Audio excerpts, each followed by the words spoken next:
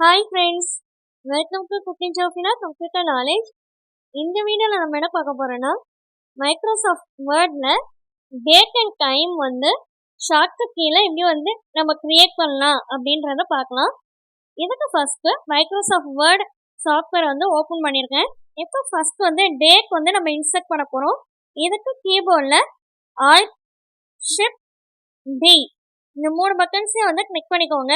இப்போ நமக்கு ஷார்ட்கட் கீழே நம்ம டேட் இன்சர்ட் பண்ணியாச்சு. இப்போ நெக்ஸ்ட் டைம் இன்சர்ட் பண்ண போகிறோம்.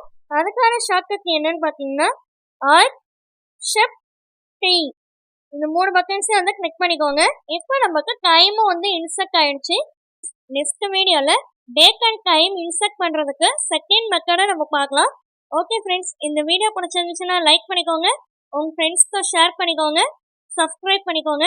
Thank you for watching. Have a nice day.